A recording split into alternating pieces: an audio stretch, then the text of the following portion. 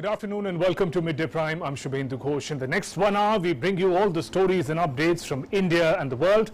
Prime Minister Narendra Modi will be sharing his thoughts at the COVID Global Conclave today. More on that in the show up ahead. Even as India continues to see decline in COVID-19 cases, 35.28 crore vaccine doses, meanwhile, have been administered so far. Also, Union Education Minister Dr. Ramesh Pokhriyal Nishank launched the Nipun Bharat Mission today. All that and more. First, the big news at this hour. Prime Minister Narendra Modi to share his thoughts on COVID Global Conclave today as India offers COVID as a digital public good to the world to combat COVID-19. Event to see participation from health and tech experts from countries across the globe.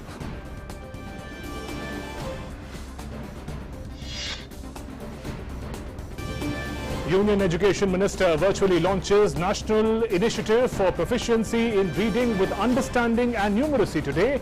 Nipun Bharat Mission aims at creating enabling environment to ensure universal acquisition of foundational literacy and numeracy. Senior officials from all states, union territories, officers of department and head of institutions attend the event.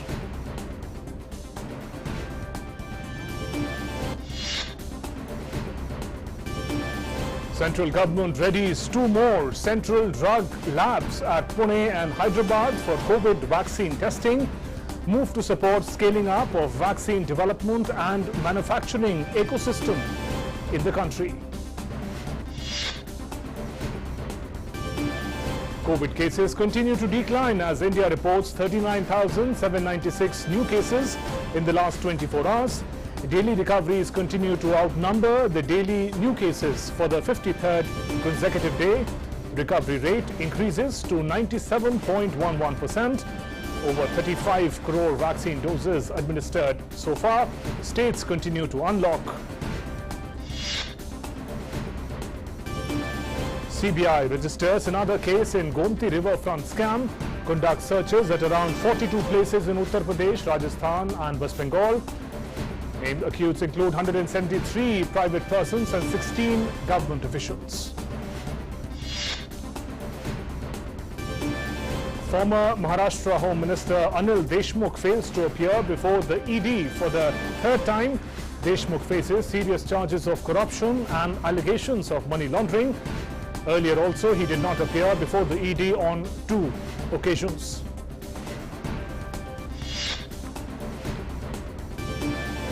Indian Army Chief General M.N. Naravane begins his visit to United Kingdom and Italy today.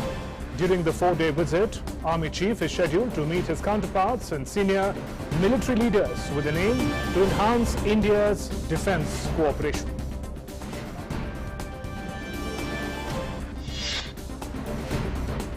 In international news, amidst the ongoing countrywide strict lockdown, Bangladesh records highest COVID death toll in a single day since March last year. Delta variant remains the most dominant strain among the sample of infected persons.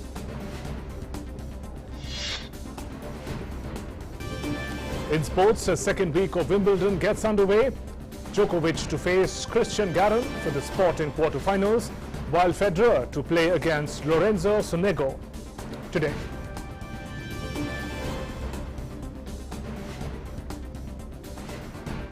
Let's now begin with the big story.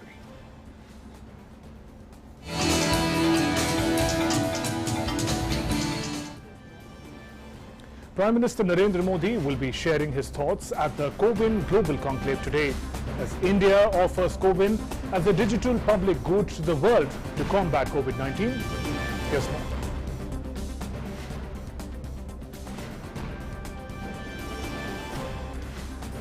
The success story of the COVID platform has garnered many eyeballs across the globe.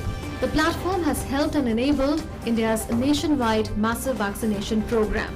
And while many countries have expressed interest in the technology, the Union Ministries of Health, External Affairs and the National Health Authority in a joint initiative are organizing a virtual COVID Global Conclave on Monday with the aim of sharing India's experience with regard to vaccination through the COVID platform. The event will see participation from health and technology experts from representing countries across the globe. The CoWIN platform has provided a blueprint for the world with its lightweight technology in open and modular form. Global scalability and inclusiveness. This citizen-centric platform has enabled citizens with blended registration through web and mobile interface for 4 persons, choice of vaccine location for convenience, online slot booking to avoid long queues, and universally verifiable instant digital certificate. The CoWIN platform is not only citizen-friendly but also has modules that assist vaccination centers and administrators in the physical operations and management. Furthermore, it enables vaccine providers to publish their schedule of vaccination based on availability and verify citizens at point of vaccination while recording the event of vaccination and any adverse events following immunization. While at this juncture, speed of vaccination and its proper planning are paramount, technology and experience sharing with stakeholders has become a global priority. Meghna Dev's report for DD India. And Prime Minister is going to address this CoWIN conclave later today. My colleague Arun Sharma is joining us with more updates on this conclave. Arun, in India, the world's largest vaccination drive is underway, and CoWIN platform, we know, is playing a central, instrumental role in it. Just take us through the scope of this conclave. Good afternoon, Shubhendu. Indeed, it's a big Atmanirbhar Bharat victory for a country like India, because tools like Arogya Setu app and CoWIN application or the CoWIN website primarily are playing a significant role in fight against COVID-19.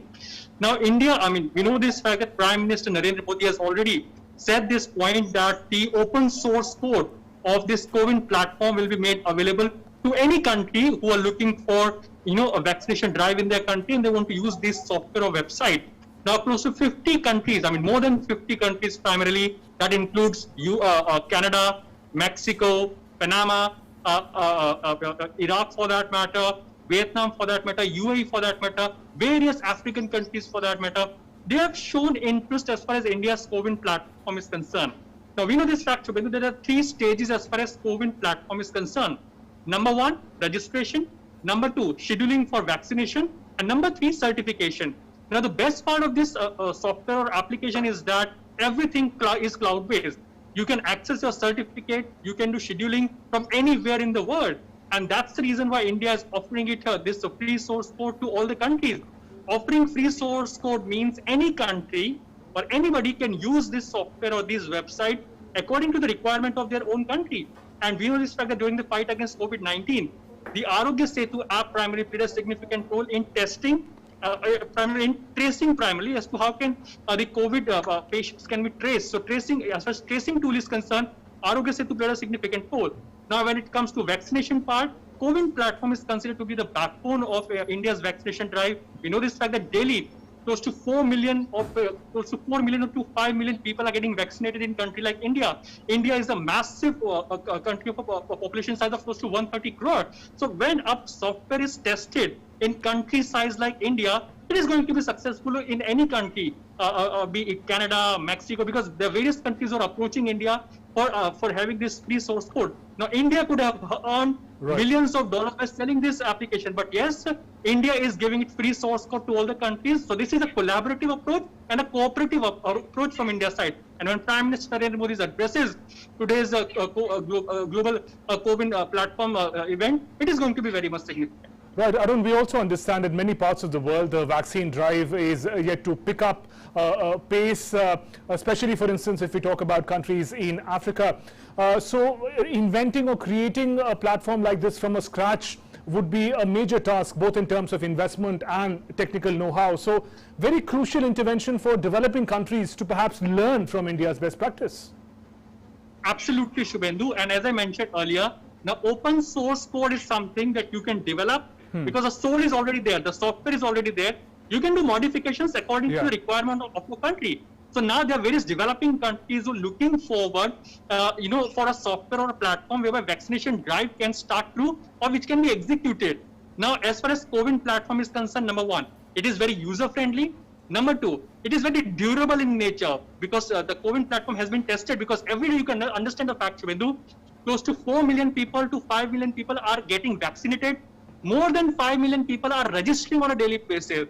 So you can understand how durable this CoWIN platform is, because it is not crashing now. It is very much stable as of now. Third important aspect, it is safe and secure. That means whatever certificate of a vaccinator or primarily the one who is getting vaccination is completely safe and secure and is available on a cloud platform. That means you can access this certificate, the vaccination certificate, from anywhere in the world. So because of the safety, because of the durability, because of it's features that CoWIN is offering to the user, yes, the various countries who are all set to use this CoWIN platform, and Prime Minister Narendra Modi has also instructed the officials from various stakeholders that this application or this website or this platform primarily should be made open source code, and open source code should be made available to each and every country whosoever is looking forward to it. Second important aspect is that we know this fact, Shubhendu, that in this time, India is looking for a collaborative approach and of course the cooperative approach. Now, India has supplied vaccines to various other countries. India has offered various medical aid to other countries. Now, India is providing this Atmanirbhar Bharat application or primarily you can say Atmanirbhar Bharat platform to various other countries. So this is a big victory for a country like India as far as Atmanirbhar Bharat apps are concerned, be it Arogya Setu app or be it the CoWIN platform. These two are the two important tools as far as fight against COVID-19 is concerned. And India primarily, is highlighting this COVID app, this global platform where Prime Minister Narendra Modi is going to address today at 3 o'clock. Right there, Arun. Thanks very much for joining us with those inputs. Prime Minister to later in the day today address this global CoWIN conclave. Moving on, let's talk about our developing story.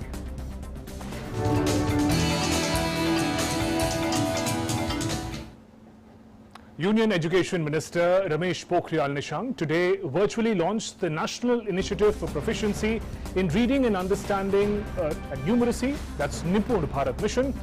This initiative is aimed at developing learning competencies in reading, writing, numeracy among children.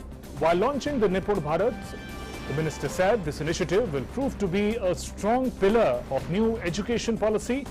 He said this initiative will help children in developing learning and numerical skills during the primary schooling itself. He said this will also enable students to solve basic problems with a better understanding of numeracy skills.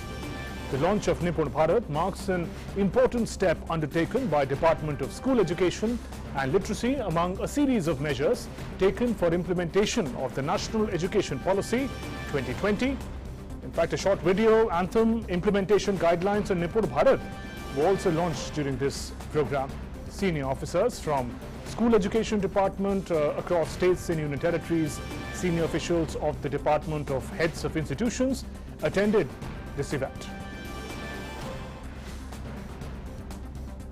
राष्ट्रीय शिक्षा नीति 2020 इस बात को भरपूर उजागर करती है कि स्कूल शिक्षा प्रणाली की सर्वोच्च प्राथमिकता कक्षा 3 तक यानी कि 3 वर्ष से 9 वर्ष तक मूलभूत साक्षरता एवं ज्ञान जो संख्या का ज्ञान है उसकी सार्वभौमिकता हर हालत में प्राप्त होनी चाहिए। हमारी जो राष्ट्रीय शिक्षा नीति इस बात को लगातार दोहराती है और इस बात पर भी चिंता प्रकट करती है और उसका समाधान मांगती है कि मूलभूत शिक्षण को स्कूलों में ही पूरा किया जा सके। Moving on to our national prime segment.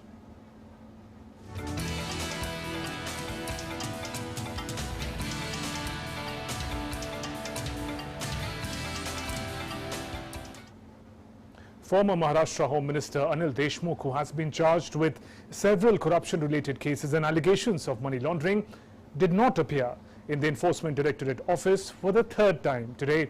Deshmukh was earlier supposed to appear at the Directorate on June 26th and 29th, but his counsel appeared on his behalf before the agency. Despite the ED asking him to appear in person, his lawyer, who reached the ED office today, refused to give any comments to the media. Meanwhile, it is reported that Anil Deshmukh has moved the Supreme Court to avoid possible punitive action from the Enforcement Directorate. Deshmukh is accused of money laundering to the tune of crores of rupees, and ED has already arrested his secretary Sanjeev Palande and aide Kundan Shinde in this case. At present, both these accused are in the custody of the agency till July 6th. Due to non-appearance of Anil Deshmukh, ED will not be able to get him face-to-face with these two accused. The Directorate has already told the special courts that both these accused have accepted the money laundering charges On the other hand, the decision of the Mumbai High Court on Deshmukh's petition regarding the CBI FIR registered against him is still reserved. Deshmukh has challenged a part of CBI's FIR in the Mumbai High Court. On the lines of this FIR, Enforcement Directorate had registered a money laundering case against Deshmukh. And my colleague Yogesh is joining us from Mumbai with more updates on this story. Yogesh, Anil Deshmukh missing his appointment with the ED for the third time. Any responses that came from him, and what are the implications for him?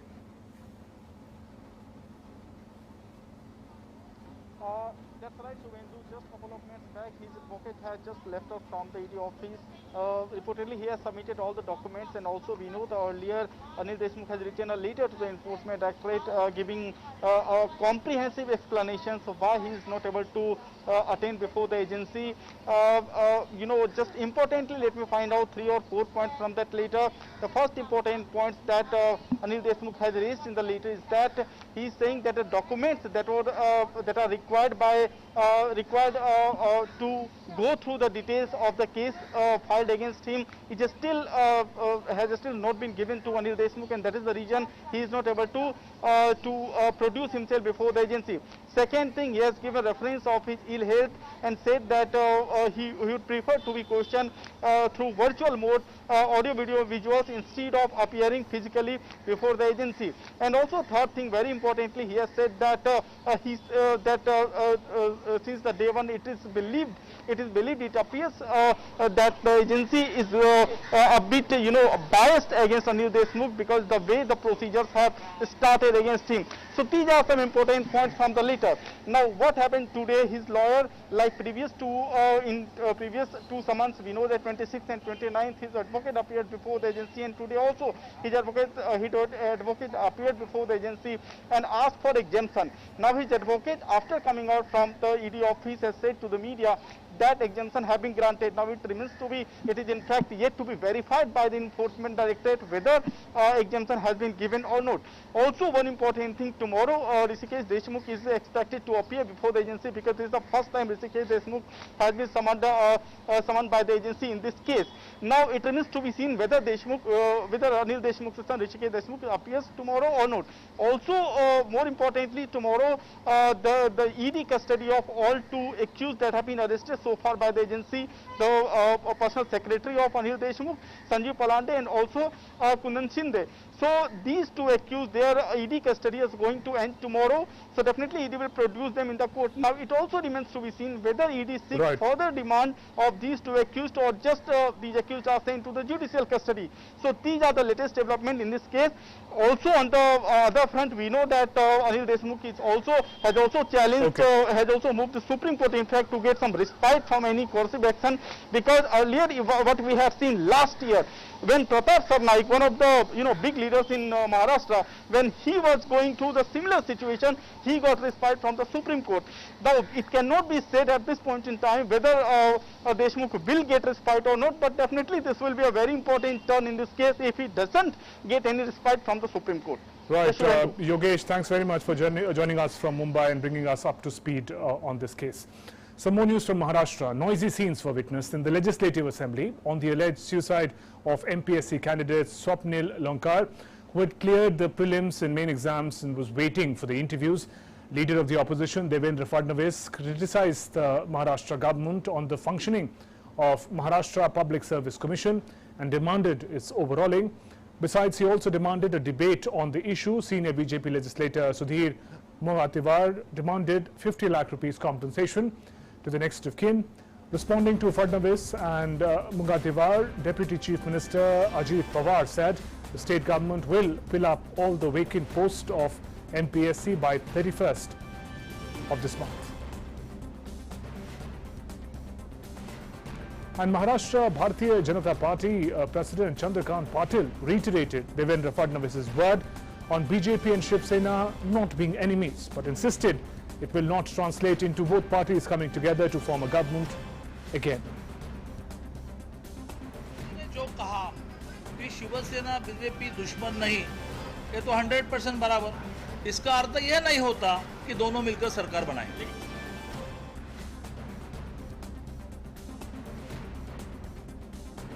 And my colleague Shishir is joining us from Mumbai on a phone line with more updates. In fact, we'll connect with Shishir just a little while later. Moving on to our next story. CBI conducted raids at 42 locations in 13 districts of Uttar Pradesh, including Ghaziabad, Lucknow and Agra, as well as Rajasthan and West Bengal, in connection with alleged irregularities in the 1600 crore rupees Gomti Riverfront Development Project. CBI registered case in this alleged scam. It has named 189 accused, including 173 private persons and 16 government officials.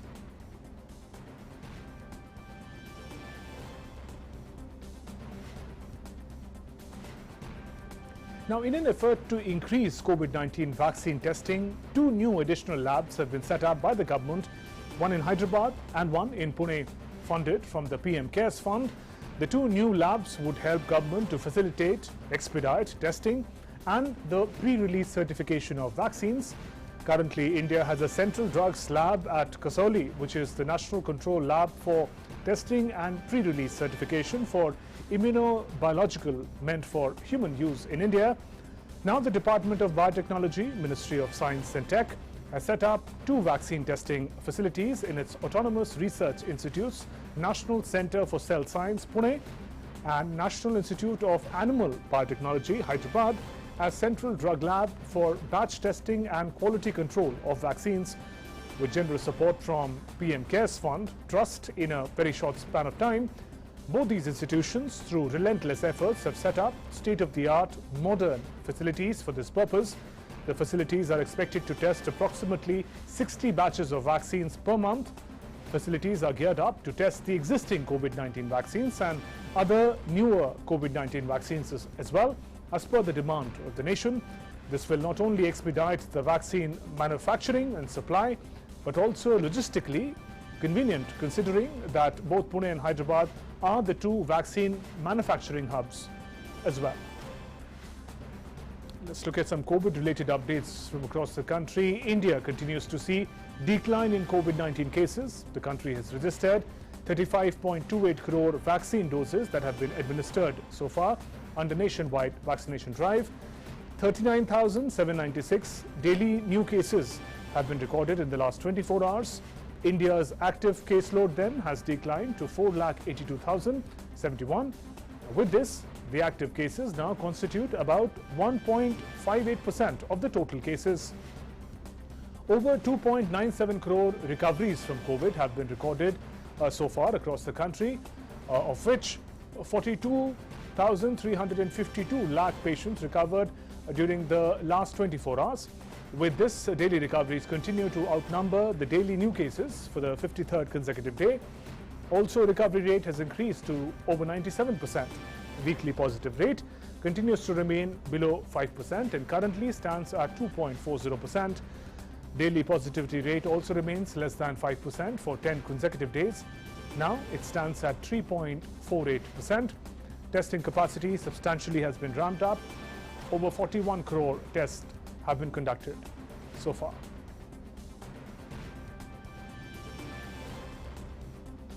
And we return to our story about the uproar in the Maharashtra Assembly, which is holding a special session. My colleague Shishir is joining us from phone line to get us more on that. Shishir, just take us through what happened in the special session in Maharashtra Assembly. Well, absolutely, Shubhendu. Today being the very first day of the House, we have seen here that a huge ruckus in both the House, the upper house and the lower house, on the issue of OBC reservation was witnessed today.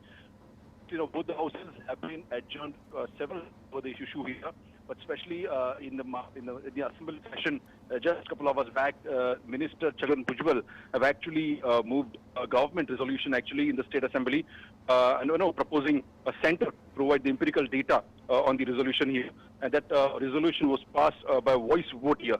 Well, when this resolution was passed, the opposition leaders have also raised a slogan stating that the process the state government is following is absolutely time-consuming, and this is not the proper way to get the data, to get the empirical data from the center.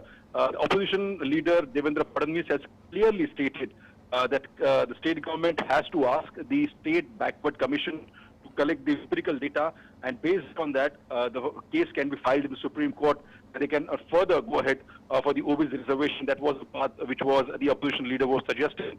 But in spite of that, the state government have passed the resolution under which they are demanding this data from the centre. Well, over this issue, we have seen here that both the parties, the opposition and the government members have actually gathered in the rail here. The opposition party raised the slogans. Ultimately, the House was adjourned here for several times. Even now also when I'm talking, the House, the lower House is adjourned and the upper House is also adjourned for some time. Well, obviously, the government have, in their defense, have came, Minister Nawab Malik actually just a couple of minutes back have said that the rules which have not been followed properly in the House, and that's the reason the action will be taken against those members who have gathered inside in the House. Well, obviously, right now, as I told you, this being the very first day here, BJP has made it intention quite clear is that when it comes to reservation of Maratha reservation and the OBC reservation, the government will have to follow the path which have been stipulated earlier. But in spite of that, it seems that the state government is consuming a time in not following the proper other procedures. That's what the opposition leaders are saying here. On the other hand, state government has their own stake. They have said already that the data which they want to collect it from the center, they should get it from the center, and that's the reason today's resolution was passed. Well, now there are so many issues still pending here. Let us see that what exactly both the parties will again have to come together over this issue. The most important thing is supplementary demands need to be passed. That's what the government is looking forward. Now, how they're going to tackle with the opposition leaders, how both the leaders will come together and work and productive work can be achieved in the House needs to be look into this. But obviously today being the very first day, in just a couple of hours we have seen the huge ruckus in both the houses of the Maharashtra Assembly. Right there, Shishir. Thanks very much for joining us with those inputs from Mumbai. Moving on, as COVID cases decline, states are continuing to unlock the restrictions. In Uttar Pradesh, multiplex cinema halls would be opened from today at 50% seating capacity. As per the new guidelines of the state government, people would be allowed in cinema halls only after following the norms of masks, sanitizers and thermal scanning. Also, they will be allowed to stay open, the multiplexes, between 7 a.m. and 9 p.m. 5 days a week. Earlier, Uttar Pradesh government gave permission to restaurants and malls to open at 50% capacity from June 21st. Yogi Adityanath, the government also allowed parks and street food stalls to open from the same day. It is important to note that despite all the curbs, weekend lockdown will continue in Uttar Pradesh. And Jammu and Kashmir administration has lifted a weekend curfew from 13 districts, namely Jammu, Kathua, Samba, Poonch, Rajouri, Udhampur in Jammu division, and in Anantnag, Bandipora, Baramulla, Budgam, Ganderbal, Pulwama and Shopian in Kashmir Valley in view of decline in COVID-19 cases. All outdoor shops are permitted to open on all days only from 7 a.m. till 7 p.m. However, daily night curfew will continue to exist from 8 p.m. to 7 a.m. The Market Association will have to fully cooperate with the local administration in ensuring strict compliance to COVID-appropriate behavior. Restaurants and bars can open for in-dining at 50% of its total capacity only for customers who are vaccinated or are carrying negative RT-PCR report of not older than 48 hours. Indoor sports complexes are also permitted to open at 50% of its seating capacity for persons vaccinated, persons with valid negative report. Paid public parks are also permitted to open for vaccinated people. In respect of remaining districts, weekend curfew from Friday 8 p.m. till Monday 7 a.m. and daily night curfew from 8 a.m. till 7 a.m. shall continue to remain in force. Another market in Delhi today shut for flouting COVID-19 norms. Central market in Delhi's Lajpat Nagar has been closed down by Delhi Disaster Management Authority for violating COVID protocols. The market will remain closed until further orders. In an order, the Lajpat Nagar Market Traders Association has been asked to show cause why action should not be taken against them for violating COVID-19 norms. The association has also been directed to ensure that all unlock SOPs in the market are enforced within a day and shopkeepers strictly follow COVID-appropriate behavior. Earlier, markets in East and West Delhi were also closed for not following COVID-19 appropriate behavior. The order said that general public and shopkeepers didn't follow coronavirus protocols. While the markets in East Delhi have now been reopened after being shut for 3 days, markets in West Delhi's Nagloi area have been shut till July 6th.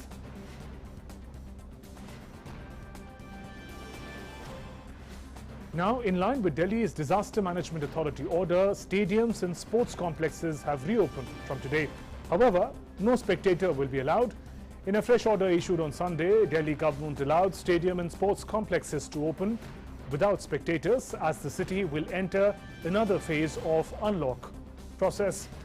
The Delhi government imposed a lockdown in the national capital on April 19th at the peak of the second wave of COVID-19, after which stadiums and complexes were ordered to shut. Later, as COVID cases started to decline, the phased unlocking process started from May 31st.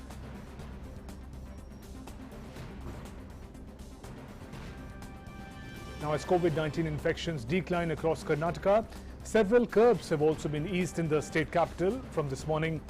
Public transport, including metro, began operations with full seating capacity. Malls reopened. Offices are allowed to function at full working strength in Bengaluru. However, theatres, cinema halls, pubs still remain closed. All education institutions will remain closed until further directions.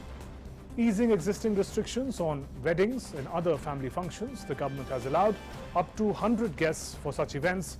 For cremation, up to 20 people can gather. Today is the birth anniversary of Lok Janshakti Party founder, late Ram Vilas Paswan. On the occasion, Prime Minister Modi paid tributes to the leader. PM said, "Today is the birth anniversary of my friend, late Ram Vilas Paswan ji. I miss his presence greatly. He was one of India's most experienced parliamentarians and administrators. His contributions to public service and empowering the downtrodden will always be remembered."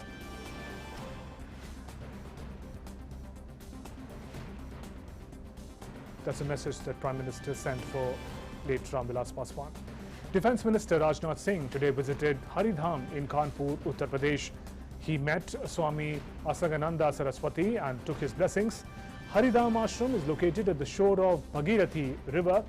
This ashram was established by Swami Prakashananda Saraswati Maharaj in the year 1962.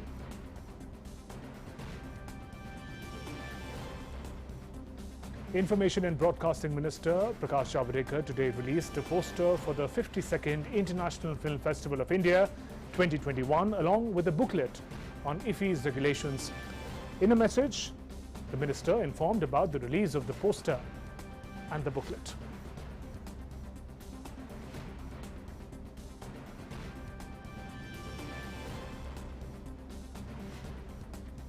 Waiting for a short break, lots more coming up in Midday Prime. Stay with us.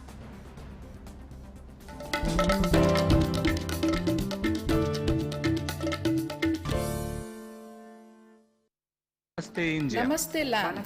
Marhaban ila al-Hind. India. Salam India. Namaste India. Namaskar Bharata.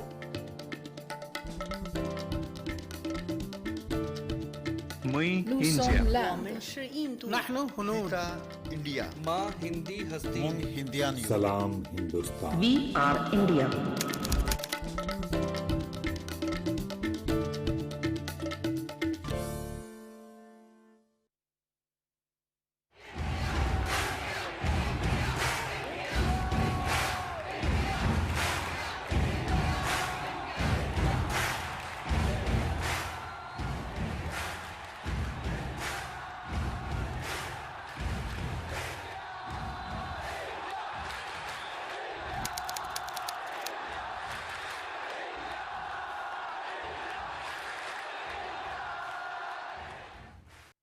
Your window to rising India.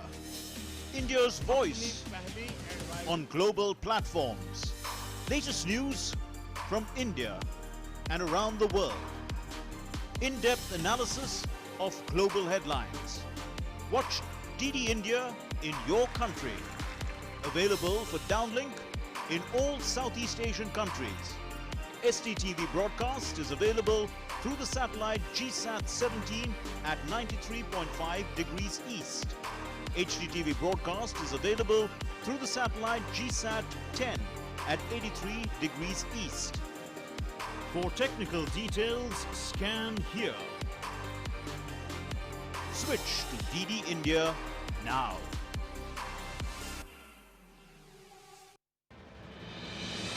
With the world's largest COVID vaccination drive, India is leading the way.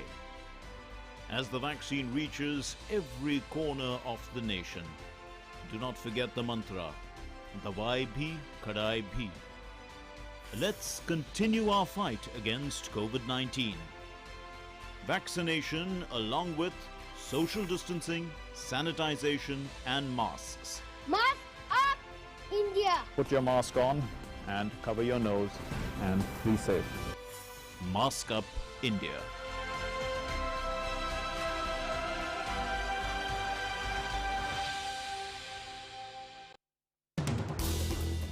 As the day unfolds and news and events take shape, we get you complete coverage of every news breaking in, tracking new developments. Welcome back. You're watching Midday Prime. Time now to get you all the updates from the world of business and finance.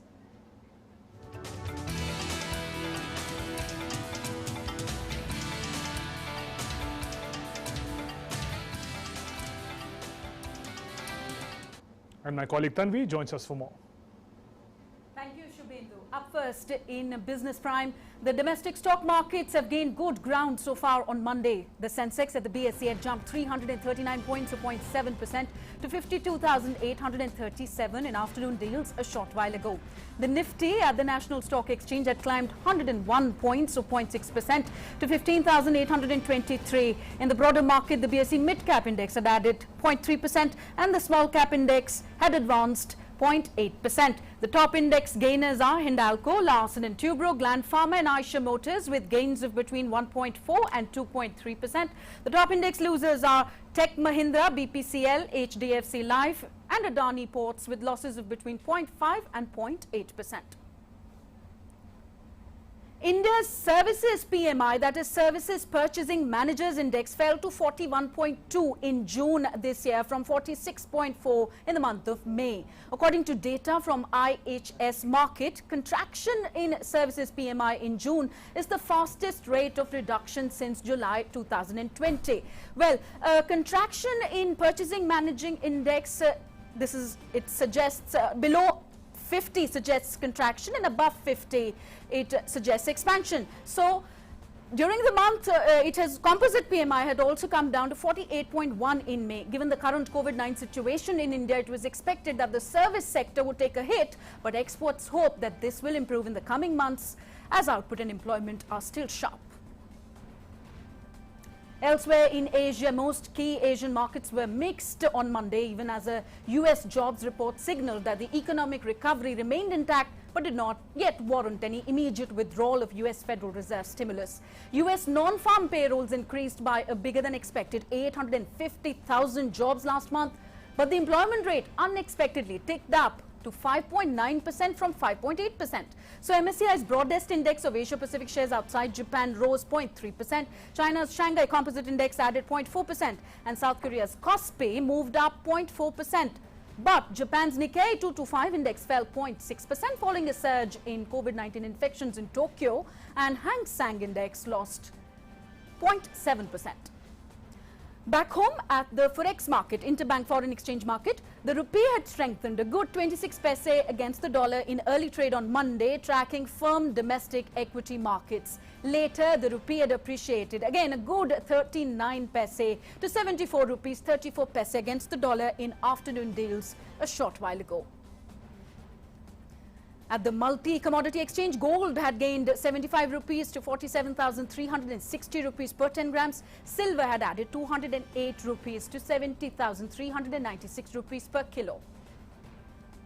And the global crude oil prices were steady on Monday, with investors and traders awaiting crucial talks by OPEC Plus following disagreement over output within the group that could lead to major producers pumping up volumes to grab market share. So Brent crude oil was up just 4 cents at $76.21 a barrel. US oil also edged up just 4 cents to $75.20 a barrel. The Organization of Petroleum Exporting Countries and its allies, which are known as OPEC Plus, had voted on Friday to increase production by about 2 million barrels a day from August to December 2021 and to extend the remaining output cuts to the end of 2022. But objections from the UAE prevented an agreement. So we'll have to wait and watch for that development. All right, Tanvi there. Thanks very much, Tanvi, for getting us those updates. Let's now find out what's making news across the world.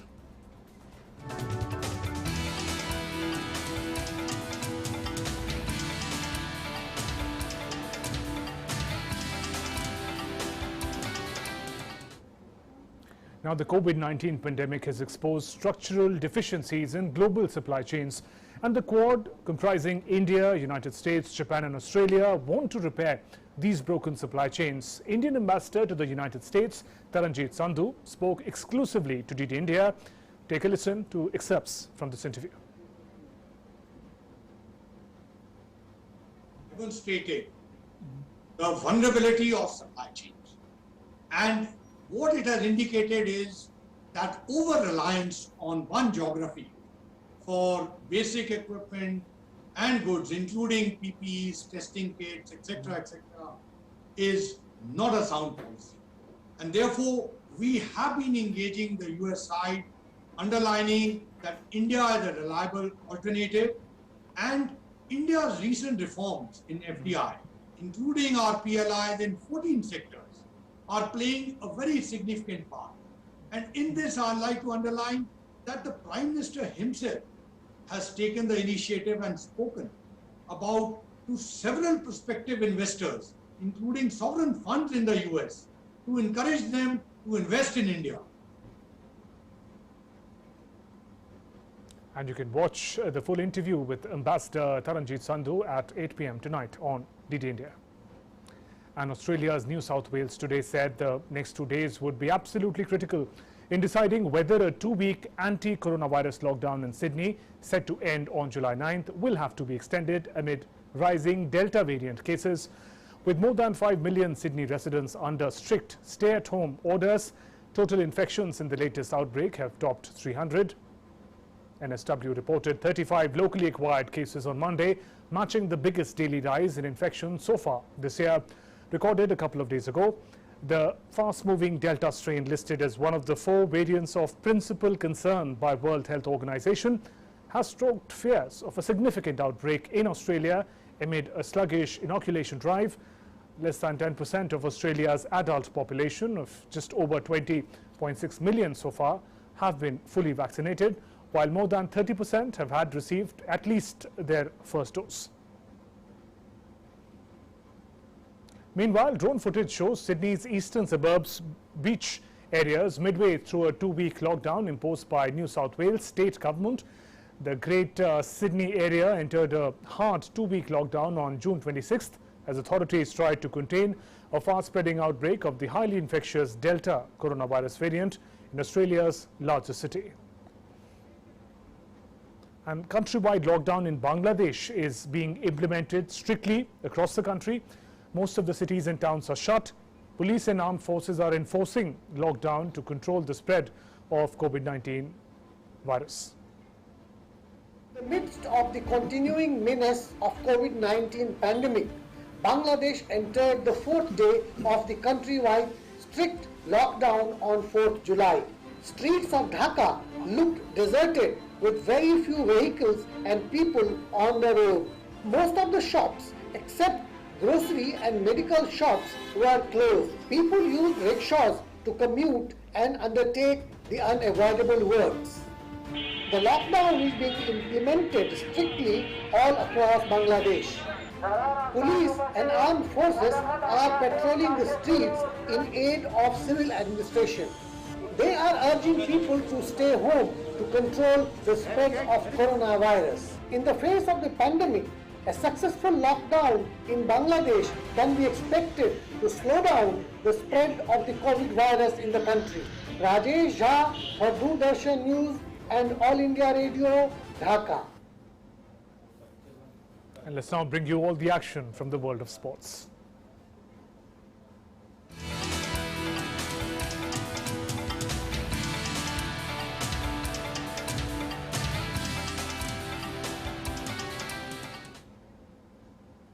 Brazil and Peru will face off tonight as the Estadio Olímpico Newton Santos, Rio de Janeiro, to try to win the spot in the final of the Copa America 2021. Brazil might be the favourites, but Peru has gone from less to more in the tournament. Peru beat Paraguay on penalties in the quarterfinals after a dramatic match, while La Canarina won 1-0 over Chile in a tough game. These two teams have already faced each other in this tournament, with Brazil winning that one 4-0. They also met in 2019 finals when Brazil again won 3-1.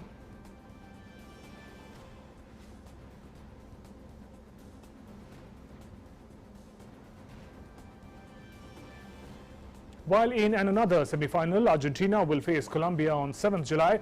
In the quarterfinals, Lionel Messi scored a free kick and served up 2 assists as Argentina beat Ecuador 3-0 to set themselves up for a Copa America semi-final against Colombia. Messi missed a golden chance in the first half but set up Rodrigo de Paul 5 minutes before halftime and then did the same for Lautaro Martinez 5 minutes from the end to give Argentina a deserved victory. All eyes will be set on the pre-quarterfinals clash at this year's 3rd Grand Slam Wimbledon. 20 Grand Slam winner Switzerland's Roger Federer and world number 1 Serbia's Novak Djokovic will be in action today. Federer, who has reached the Wimbledon for the 18th time, is now 104-13 at championship. He has beaten Britain Cameron Norrie in the 3rd round to reach the last 16. Federer will face Italy's Lorenzo Sonego in the 4th round. Besides, pre-quarter-final competitions will also organize today in the women's singles category. Iga Swiatek, Karolina Pliskova, Madison Keys and Ashley Barty will be in action.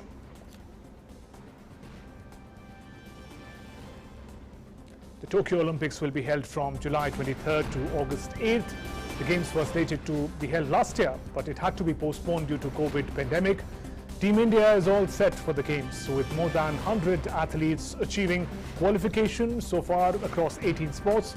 In order to support our Tokyo-bound athletes, Sports Authority of India is conducting a quiz. You can also participate in this quiz by logging into mygov.in/quiz/Road to Tokyo 2020.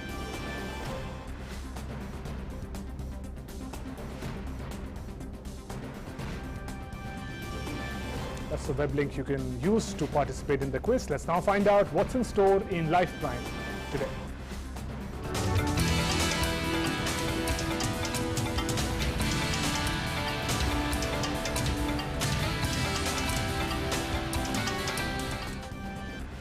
Well, they say a child is a child, be of Homo sapiens humans or Elephantidae. One such video captured by scientists in China's Yunnan province will lift your mood. A drone footage of wild elephant monitoring team in Southwest captured clips of a rather cheeky young elephant disturbing others during nap time, trying hard to get them to wake up and play. At noon, the elephants chose a sheltered place in the dense forest to take the much-needed nap. But this time, one of the herd's younger members was still in playful mood, ignoring the nap routine. It first tried to wake up another young elephant, trying all sorts of antics.